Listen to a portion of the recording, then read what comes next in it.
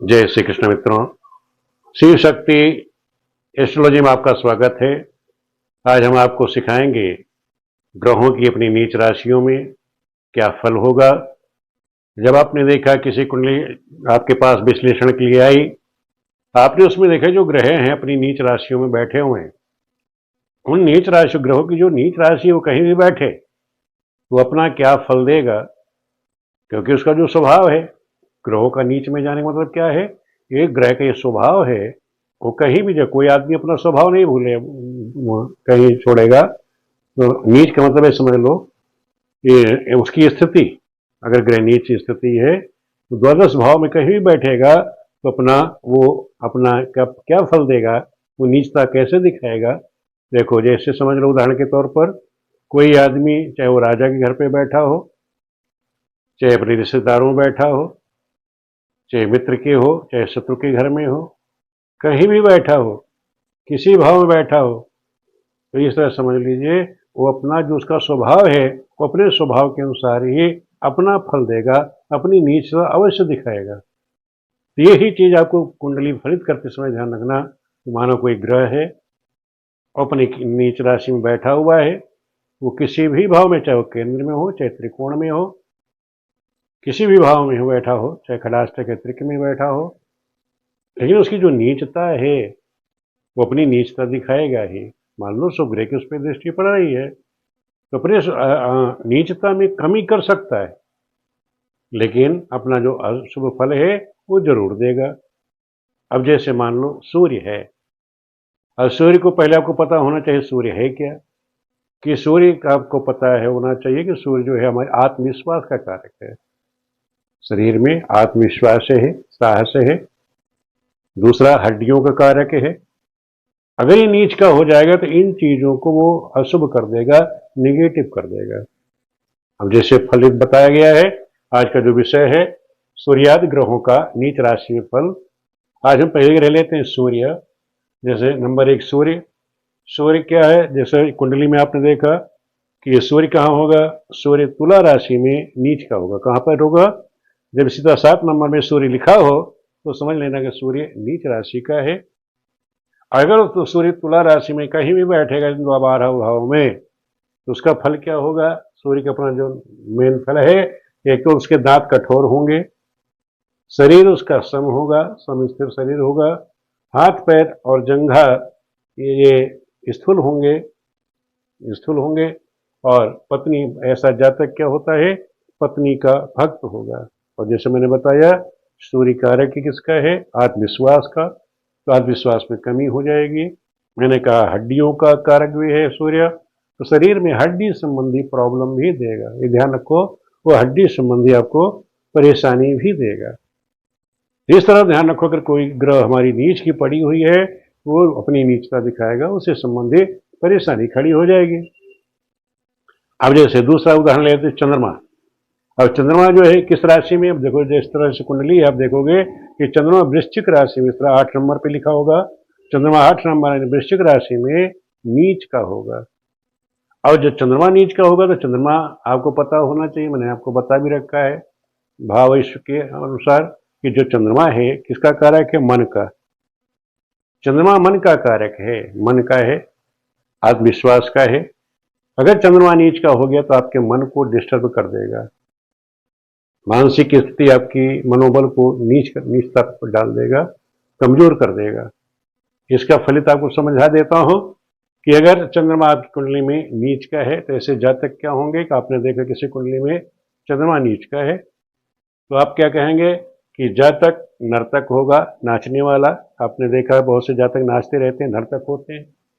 वाद्य बजाने वाले होंगे, संगीत में उनकी रुचि रहती है तो वाद्य बजाने वाले। इनकी संगति ये कुसंगत में जाते हैं, ऐसे जातक क्या होता है, देखो आपने देखा होगा कि नीच संगति पर पकड़ लेते हैं और पीने खाने वाले होते हैं, तो दुर्बुद्धि हो जाते हैं ऐसे जातक, और शंकालु होंगे, डरपोक होंगे, धूर्त होते हैं।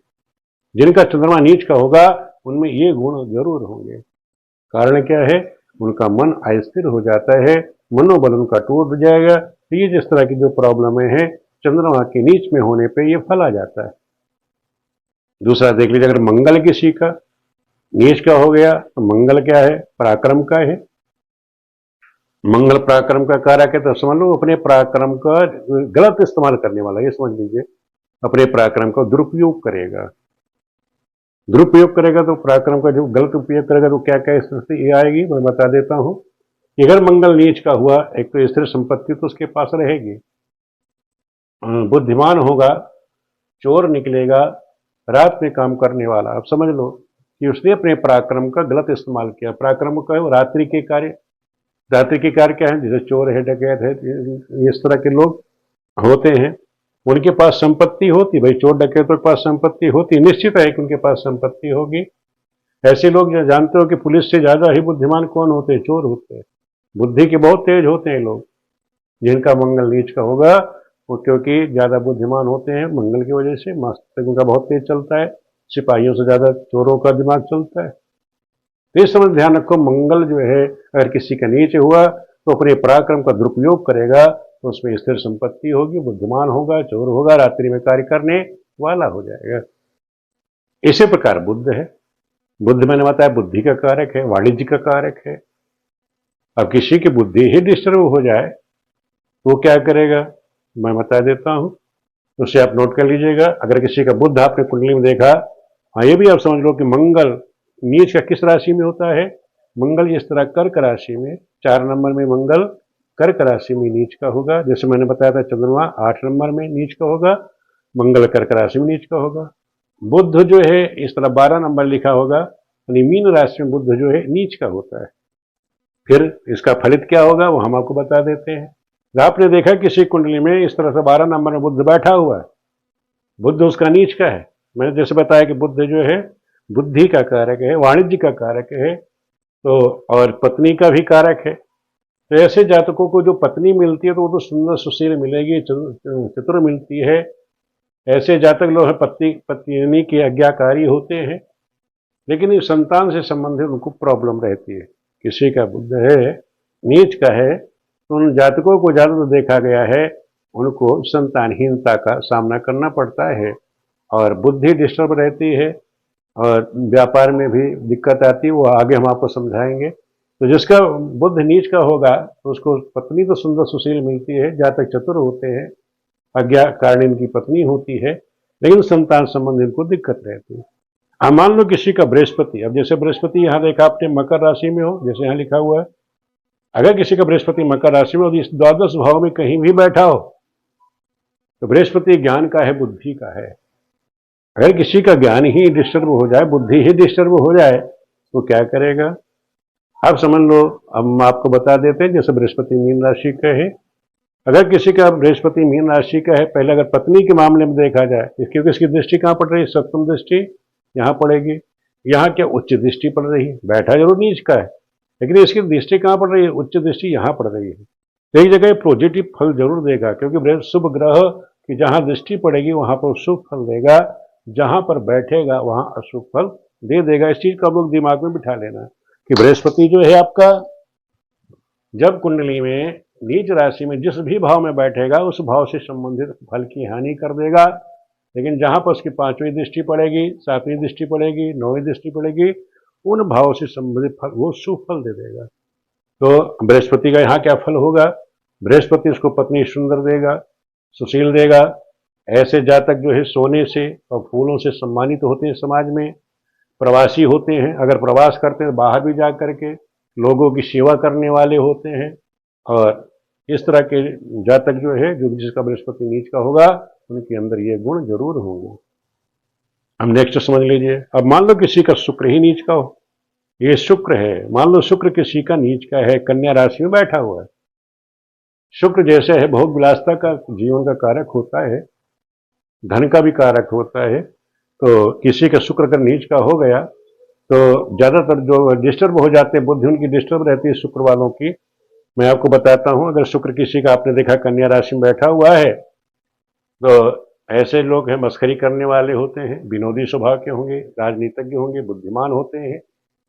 अब आपने किसी को देखा कि शनि, शनि जो है तुला राशि में बैठा हो, ये रही तुला राशि, नहीं शनि मेष राशि में, शनि जो है मेष राशि में और सूर्य है तुला राशि में नीच का होता है। तो शनि मेष राशि में, तो इसका देखो आपने कि मेष में शनि बैठा हुआ है, ऐसे जातक क्या होंगे, शत्रु विजयी होते हैं, शरीर से मजबूत होंगे, देश में, ग्राम में, नगर में सम्मानित होते हैं, भाग्यवान होते हैं और स्वतंत्र उनका स्वभाव होता है, विवेकी होते, बुद्धिमान होते हैं। आपने किसी का देखा कि राहु नीच का है, राहु जहां धनु राशि में बैठा हो, अपनी नीच राशि में राहु बैठा हो, वैसे जातक भाग्यहीन होंगे, निर्धन होंगे, दुष्ट होंगे, कुटुंब और परिवार से हीन होंगे, पापी स्वभाव के होते हैं।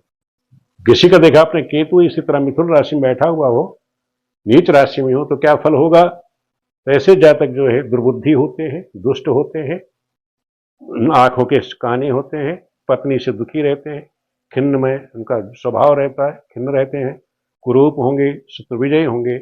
इस प्रकार मैंने आपको बताया कि आपके पास ये सूर्य आदि जो 9 ग्रह हैं, यदि आपकी देखा आपने कुंडली में किसी के नीच का है, तो ये समझ लेना, तो ये चीज आपके दिमाग में बैठ जानी चाहिए कि इनका फल क्या होगा। ये अपना जो स्वभाव है, स्वभाव के अनुसार अपना ये फल जरूर देंगे। जैसे मैंने बताया कि जैसे शनि राहु केतु का आपने देखा इनका स्वभाव दुष्ट है, तो यहाँ सारे इनके निगेटिव ही फल रहे।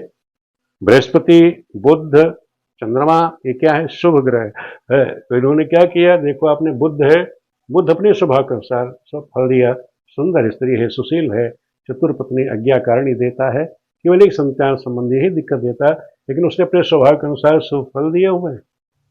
बृहस्पति के मैंने बताया कि ये भी अपने स्वभाव के अनुसार ही फल देगा, नीच का जरूर है, लेकिन उसका जो स्वभाव है वो स्वभाव नहीं छोड़ते लोग।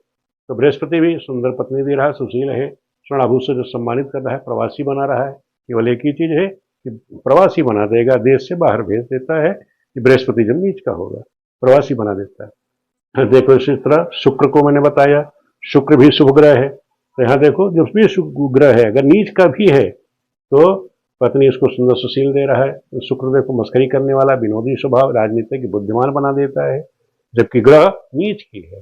लेकिन ध्यान रखो जब पाप ग्रह नीच की होंगी अपना ज्यादा ही अशुभ फल दे देंगे। कोई पापी ग्रह है अगर वो नीच की है तो ज्यादा ही नीचता दिखा देगा, ज्यादा ही अशुभ फल दे देगा। और जो जैसे आपने देखा कि बृहस्पति है, चंद्रमा है, बुध है, शुक्र है, अगर ये नीच के हैं तो नीच में है कि आपको कष्ट तो देंगे, लेकिन इनका जो स्वभाव होता है स्वभाव के अनुसार ही भी अपना फल देते हैं, ज्यादा अशुभ फल नहीं देते, उनमें कमी कर देते हैं। आप लोगों को वीडियो कैसे लगी, मेरी कोशिश है कि ये चीज टॉपिक आपके समझ में आ गया होगा। वीडियो देखने के लिए आप सभी का बहुत बहुत धन्यवाद।